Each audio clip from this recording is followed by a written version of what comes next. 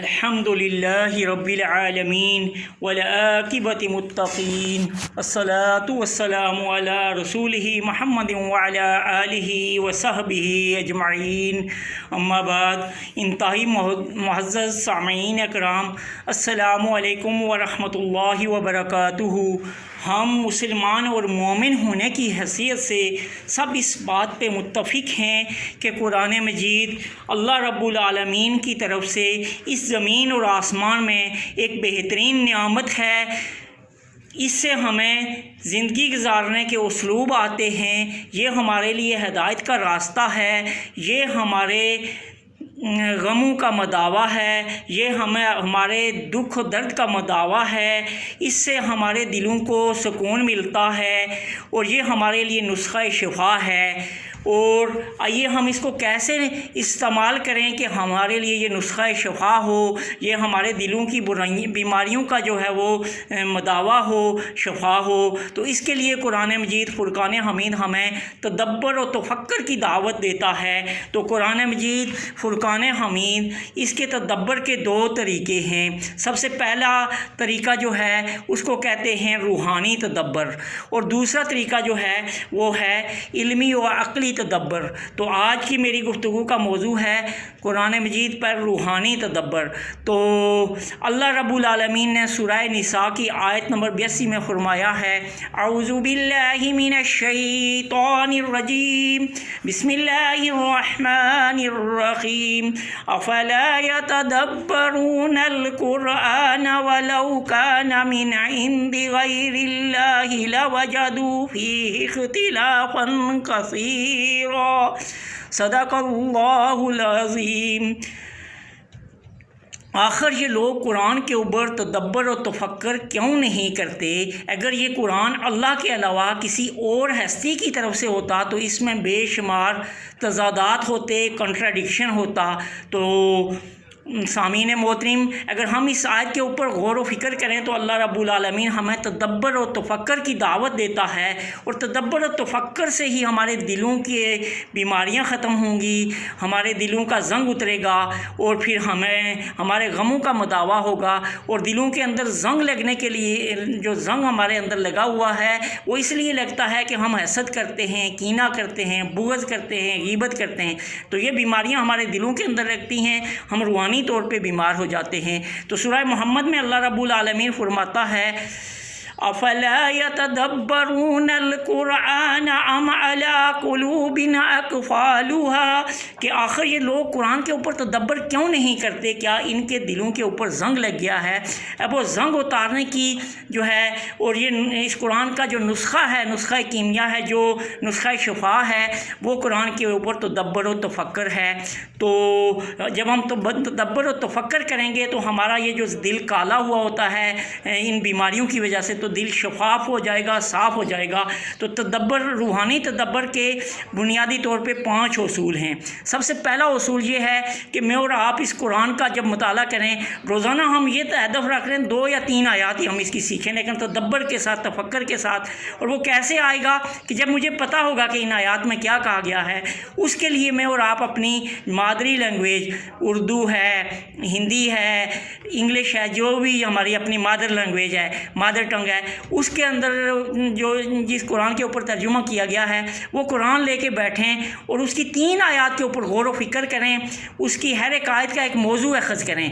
اس کے غور و فکر کرنے کے بعد پھر اس کے مطابق آپ چیک کریں، میں بھی چیک کروں کہ کیا میں اپنی زندگی کو اس کے مطابق گزار رہا ہوں۔ تو یہ اس کا پہلا اصول ہے کہ ہم اس کی جو ہے ترجمہ جو ہے وہ سیکھیں۔ اس کا دوسرا اصول یہ ہے کہ جب ہم قرآن کا مطالعہ کر رہے ہوں تو دنیا و مافیا سے بالکل کٹ کے علیحدہ ہو جائیں، اپنے موبائل کو بند کر دیں، تمام سوشل ایکٹیویٹیز کو ختم کر کے یکسو اور منہم جو ہے یکسو ہو کے بالکل جو ہے نا قرآن کی آیات کے اوپر غور و فکر کرنا شروع کریں، اور جو ہے دنیا و مافیا سے بالکل ہم کٹ جائیں۔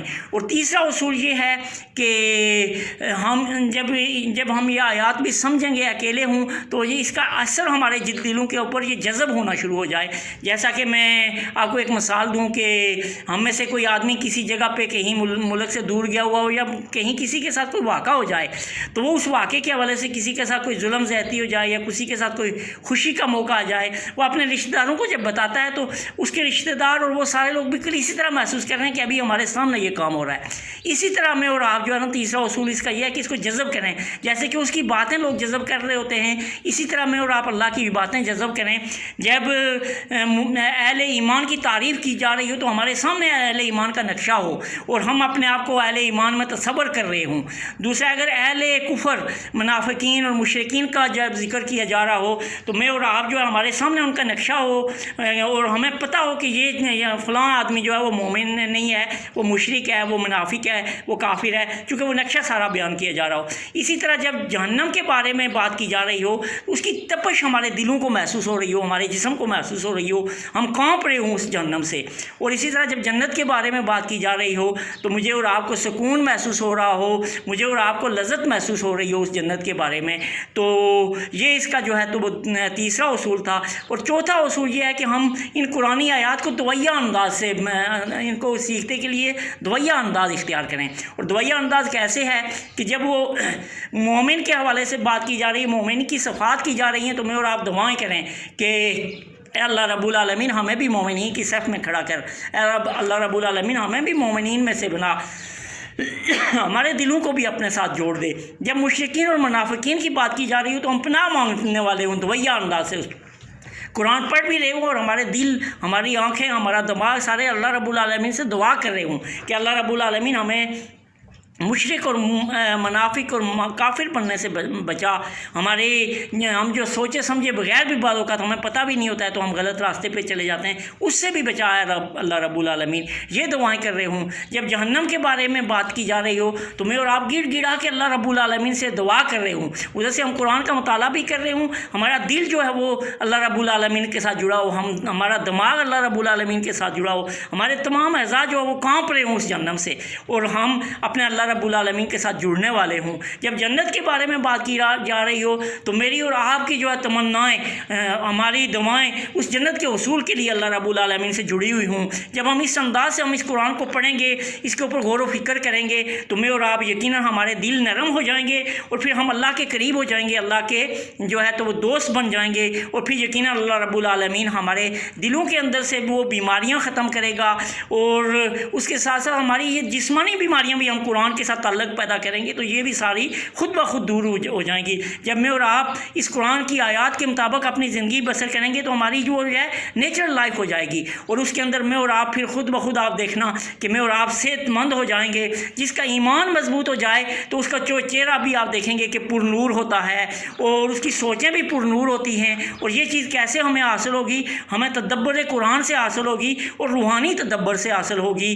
اور روحانی تدبر کے لیے ضروری ہے کہ ہم یہ 4 اصول اپناتے ہوئے روزانہ قرآن کے اوپر اگر ہم روزانہ آدھا گھنٹہ نکالیں یا 25 منٹ نکالیں یا 35 منٹ یا 40 منٹ، زیادہ سے زیادہ 45 منٹ ہم روزانہ اگر نکالیں تو یقیناً میری اور آپ کی زندگی تبدیل ہو سکتی ہے۔